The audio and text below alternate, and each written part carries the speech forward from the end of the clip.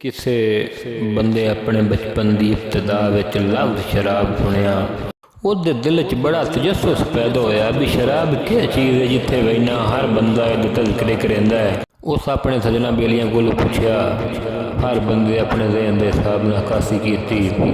ਉਸ ਮਸਜਿਦ ਦੇ ਮੌਲਵੀ ਕੋਲ ਪੁੱਛਿਆ। ਉਸ ਆਪਣੇ ਜ਼ਹਿਨ ਦੇ ਹਿਸਾਬ ਨਾਲ ਦੱਸਿਆ। ਕੁਝ ਦਿਨ ਗੁਜ਼ਰੇ ਉਹਦਾ ਜ਼ਿਕਰ ਇੱਕ ਸ਼ਰਾਬਖਾਨੇ ਦੇ ਬਹਿਰੂ ਹੋਇਆ। ਉਸ ਡਿੱਠਾ ਹੈ ਸ਼ਰਾਬਖਾਨੇ 'ਚ ਮਖਲੂਕ ਬੈਠੀ ਹੈ। ਹਰ ਕਹਿੰਦੇ ਅੱਗੂ ਸ਼ਰਾਬ ਦਾ ਜਾਮ ਪਿਆ ਹੈ। ਹਰ ਬੰਦਾ ਆਪਣੀ ਲਗਨ 'ਚ ਮਸਰੂਫ ਬੈਠਾ ਹੈ। ਉਸ ਇੱਕ ਸ਼ਰਾਬੀ ਕੋਲ ਪੁੱਛਿਆ, ਯਾਰ ਇਹ ਸ਼ਰਾਬ ਕੀ ਚੀਜ਼ ਹੈ? ਉਸ ਆਪਣੇ ਜ਼ਹਿਨ ਦੇ ਹਿਸਾਬ ਨਾਲ ਕਾਸੀ ਕਰ ਦਿੱਤੀ। ਉਹ ਇੱਕ ਦਿਨ ਘਰ ਬੈਠਾ ਕਲਮ ਚਾਈ ਤੇ ਉਹ ਲਿਖਦਾ, ਮੈਂ ਆਪਣੇ ਬਚਪਨ ਦੀ ਇਬਤਦਾ ਵਿੱਚ ਕਿਸੇ ਤੋਂ ਲਫ਼ਜ਼ ਸ਼ਰਾਬ ਸੁਣਿਆ। ਬੜੀ ਖਰਾਬ ਚੀਜ਼ ਲੋਗੋ, ਮੈਂ ਮੌਲਵੀ ਦਾ ਕਿਤਾਬ ਸੁਣਿਆ। ਸ਼ਰਾਬ ਵਰਗੀ ਸੁਗਾਤ ਕਾਈ ਨਹੀਂ, ਮੈਂ ਇੱਕ ਸ਼ਰਾਬੀ ਦਾ ਕੌਲ ਸੁਣਿਆ। ਸ਼ਰਾਬਖਾਨੇ ਦਾ ਮਸਤੀ ਭਰਿਆ ਅਜੀਬ ਤਰ੍ਹੇ ਮਾਹੌਲ ਸੁਣਿਆ।